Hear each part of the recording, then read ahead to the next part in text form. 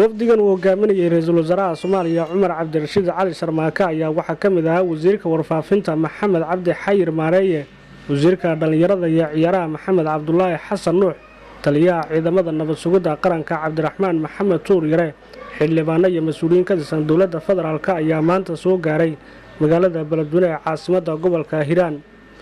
wafdiga ra'iisul wasaaraha ayaa waxa garoonka diyaaradaha Ugaas Khaliif ee magaalada Beledweyne ku soo dhaweeyay wasiirka arrimaha gudaha iyo federaalka Cabdiraxmaan Maxamed Xuseen Odowaa, wasiirka baadroolka iyo macdanta Maxamed Mukhtaar Ibraahim, maamulka heer gobol iyo degmo, saraakiisha ciidamada dowladda iyo kuwa AMISOM.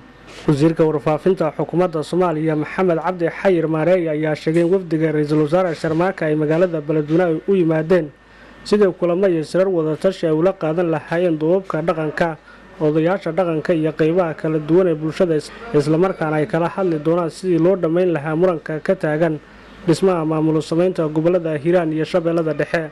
ujeedada aanu halkan u nimin wafdiga ra'iisul wasaaraha waxa weeye sidaan sheegay inaan la kulanno qaybaha bulshada Soomaaliyeed halkan degan, salaadiinta, waxgaradka, culimaawidiinka, kala hadalno marka ugu horeysa dhismaha maamulka la doonayo in loo dhiso gobolada Shabeellada Dhexe iyo gobolka Hiiraan oo ah laba gobol oo runtii aad iyo aad muhiim u ah xudun u ah Soomaaliya. intaas kadibna sidaan sheegay inaanu haddana xoogaal u noqono arrimaha amniga iyo abaaraha iyo nolosha dadweynaha Soomaaliyeed halkan ku nool. waxaanu rajaynaynaa inaanu khayr kala noqono, inaanu is-afgarad iyo heshiis iyo kala noqono halkan. waxaan kula talinayaa dabcan dadweynaha ku nool gobolada Hiiraan iyo Shabeellada Dhexe inay dhistaan maamul, sababtoo ah dalku hadda qaab federaalism uu dhismay. dadkii wax dhistayna wax badan bay ka faa'iideen.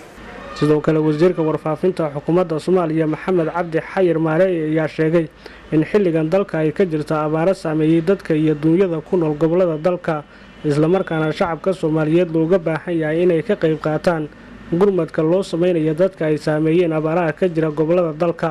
waxaan leenahay odayaasha dhaqanka iyo waxgaradka iyo gobolka madaxdiisa iyo qof kasta oo magaalada jooga, waxaanu leenahay mas'uuliyad baa ku saaran dadkan Soomaaliyeed hoostaada oo ku baahan yihiin in la is haystana baahida kagama baxaya. marka dadka reer Beledweyne iyo dhammaan ummadda Soomaaliyeed waxaanu kula talinaynaa inay gacmaha isqabsadaan oo nabadda u wada adeegaan, dawladnimada u wada adeegaan.